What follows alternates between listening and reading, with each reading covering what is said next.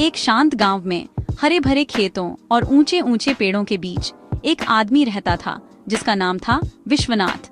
गांव वाले सिर्फ उसे विश्वनाथ नहीं कहते थे, वे उसे विश्वनाथ बाबा कहते थे। बाबा शब्द एक इज्जत का शब्द है, जैसे किसी को समझदार दादाजी कहना। वह पैसों से अमीर नहीं था, न ही वह किसी बड़े घर में रहता था। उसका घर एक छोटी सी साधारण झोपड़ी थी जिसकी कच्ची जमीन और फूस की छत थी। फिर भी वह गांव का सबसे अमीर इंसान था, दयालुता में अमीर और प्यार में अमीर। हर कोई उसे जानता था, छोटे बच्चे से लेकर सबसे बुजुर्ग तक। उसकी मौजूदगी एक बड़े बरगद के पेड़ की छांव जैसी थी। जो भी उसके पास आता उसे सुकून और शांति मिलती थी। विश्वनाथ बाबा एक बुजुर्ग आदमी थे जिनका चेहरा बहुत ही प्यारा था। उनकी आंखें चमकीली थीं और उनमें एक मीठी सी चमक थी। वह जिससे भी मिलते हमेशा हल्के से मुस्कुराते थे। उनके बाल रुई की तरह सफेद थे और उनकी कमर सालों की मेहनत से थोड़ी झुकी हुई थी। वह सादे सफेद कपड़े पहनते थे, हमेशा साफ और सुथरे।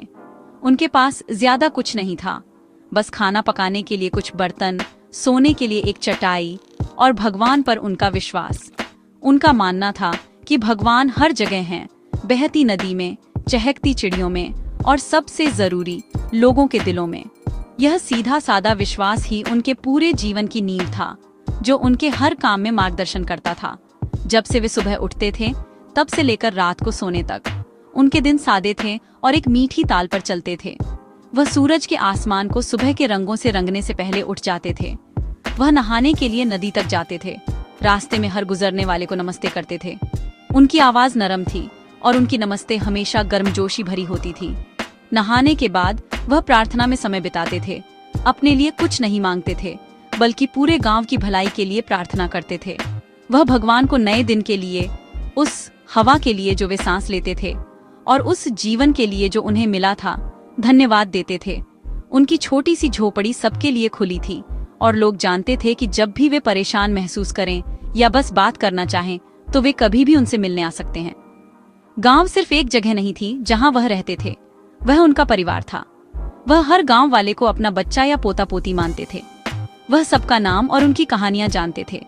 वह जानते थे कि कौन सा परिवार मुश्किल में है और कौन सा बच्चा बीमार है।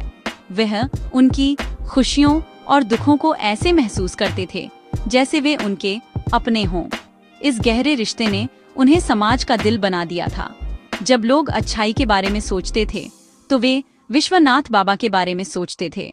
वह कोई ऐसे नेता नहीं थे जो आदेश देते थे, बल्कि एक ऐसे मार्गदर्शक थे